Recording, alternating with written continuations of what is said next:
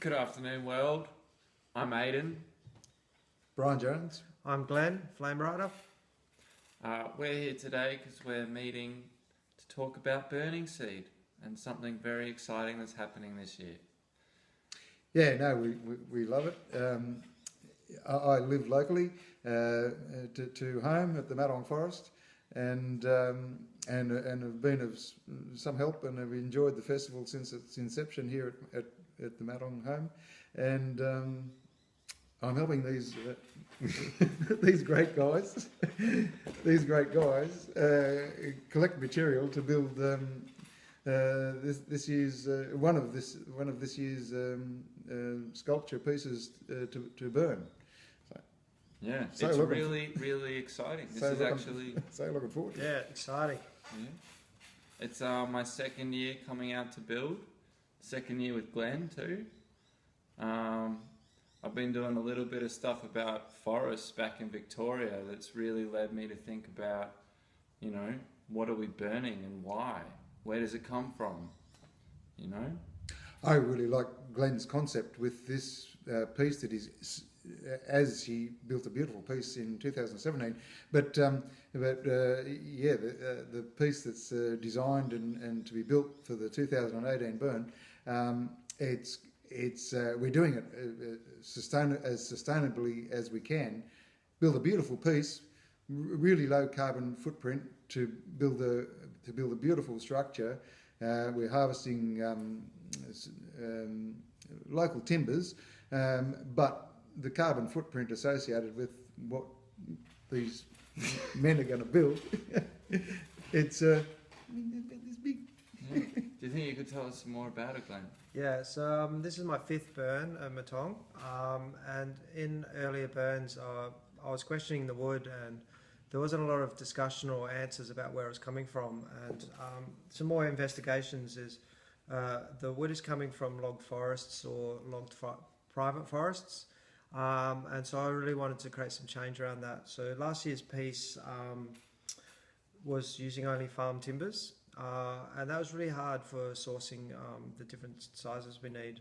Some came from local areas, some came from South Australia, and some from New Zealand, so that wasn't sustainable in that context. So with this project I wanted to, after some discussions with locals like Brian, it's like we can source it from here and actually have a positive effect on the environment rather than chopping it all down. So then we're looking at, rather than just our project, it's about a prototype to say, can we scale these techniques up to also build the effigy, build the temple? So a lot of the work we're doing now is exploring ways to actually do it better and without Bigger. chopping down forests. Yeah. No, there's buckets of potential. Yeah, so tell us a little bit more about where you come from here. You were saying you've been here how many generations? Yeah, my family, I'd be fourth generation, but yeah, so I've got a bit of connection with the area, and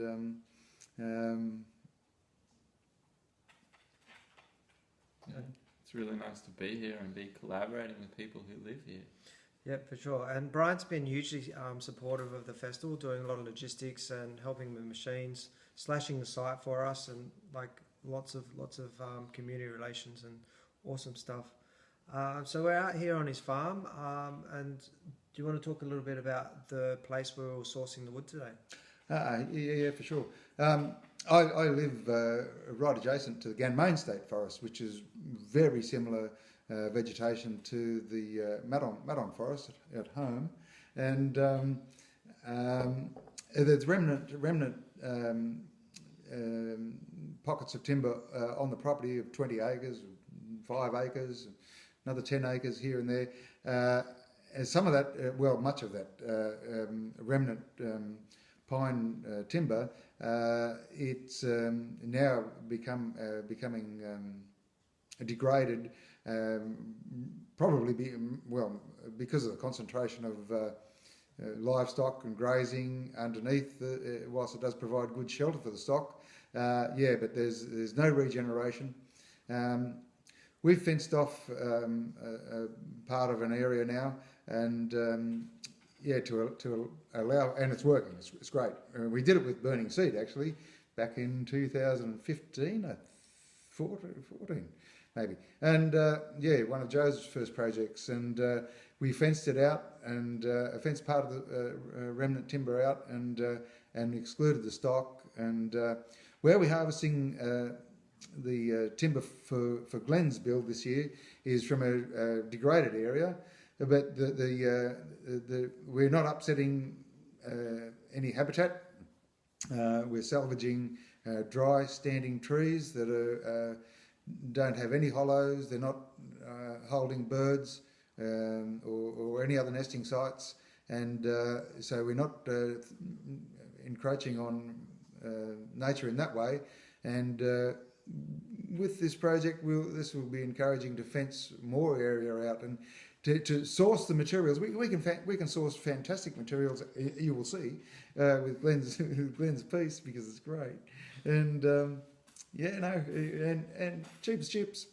Cost about this much, not very much.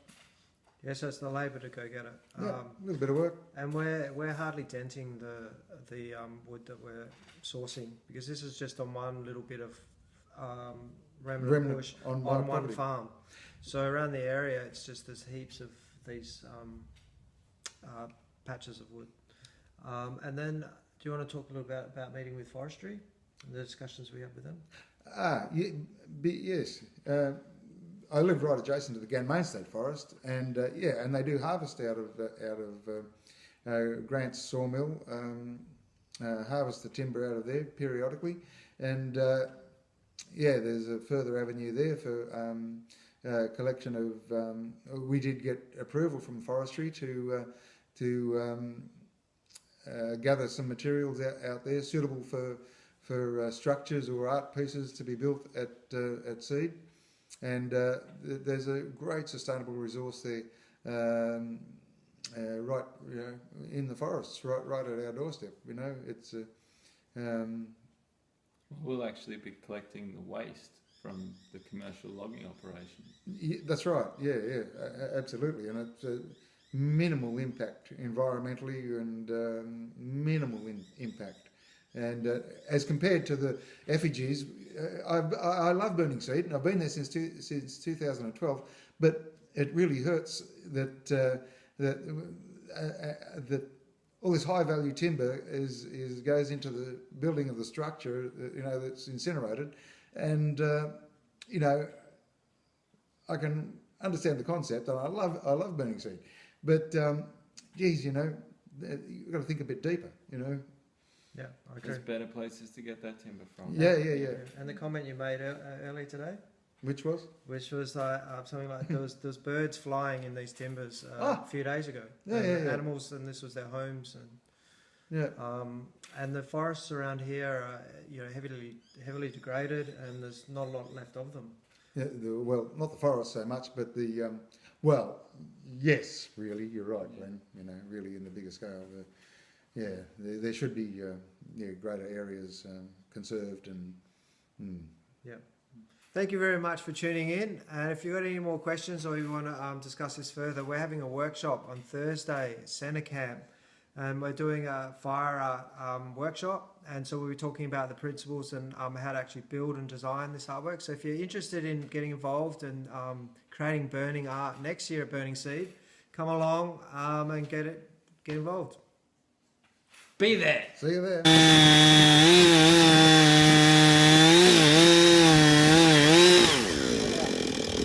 Okay, wait.